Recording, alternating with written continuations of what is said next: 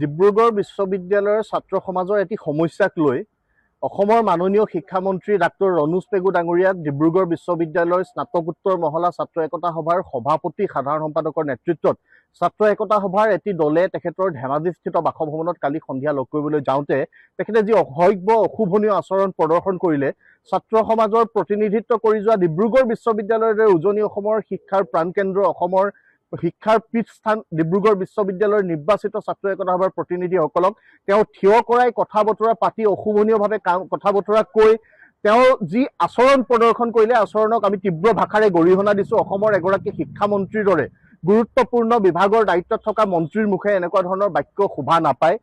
ছাত্ৰ ছাত্ৰীসকলে এটা সমস্যাৰ সন্মুখীন হৈ আছে। ডিব্ৰুগড় বিশ্ববিদ্যালয়ত অধ্যয়ন কৰি থকা কেইবা হাজাৰ ছাত্ৰ ছাত্ৰীয়ে স্নাতক আৰু স্নাতকোত্তৰ মহলাত অধ্যয়ন কৰি থকা ছাত্ৰ ছাত্ৰীসকলৰ 50% বিনামূলীয়া যি নামভৰ্তিৰ ব্যৱস্থা তাৰ লগতে 5 বছৰীয়া ইণ্টিগ্ৰেটেড কোৰ্চৰ বাবে তেওঁলোকৰ যি বিনামূলীয়া নামভৰ্তিৰ ব্যৱস্থা আছিল সেই ব্যৱস্থাপনাক লৈ ক'ৰবাত খুঁটিনাটি থকাত এই ছাত্ৰ একতা সভাখনে শিক্ষামন্ত্ৰী ডাঙৰীয়াক দাবী পত্ৰ প্ৰদান কৰিছিল। শিক্ষামন্ত্ৰীগৰাকীৰ হাততে মাননীয় মুখ্যমন্ত্ৰী ডাঙৰীয়ালৈও তেওঁলোকে দাবী পত্ৰ প্ৰদান কৰিছিল আৰু এই গোটেই বিষয়টোক লৈ তেওঁলোকৰ মাজত সমস্যাৰ সৃষ্টি হৈ থকা যিহেতু তেওঁলোকৰ কনভকেশ্যন অনুষ্ঠিত হ'ব লগা আছে বিশ্ববিদ্যালয় কৰ্তৃপক্ষৰ তত্ত্বাৱধানত তেওঁলোকক এটা এপইণ্টমেণ্ট কালিৰ দিনটোত লৈ দিয়া হৈছিল।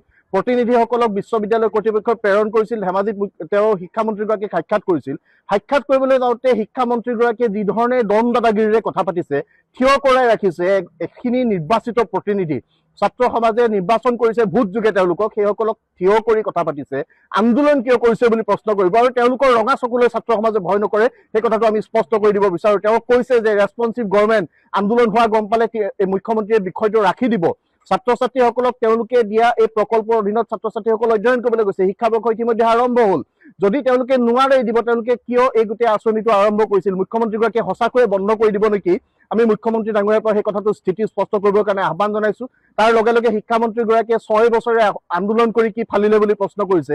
আলফাৰ সহস্ৰ সংগ্ৰামক লৈ তেওঁ কি ফালিলে বুলি প্ৰশ্ন কৰিছে। সংগ্ৰামী এগৰাকী ব্যক্তি এটা সময়ত তেওঁ জনজাতীয় লোকসকলৰ উন্নয়নৰ বাবে সংগ্ৰাম অব্যাহত ৰাখিছিল। সেইগৰাকী ব্যক্তিৰ মুখেৰে এনেকুৱা ধৰণৰ কথা বতৰাই শোভা নাপায়। ক্ষমতাই হয়তো তেখেতক মূৰত ধৰিছে।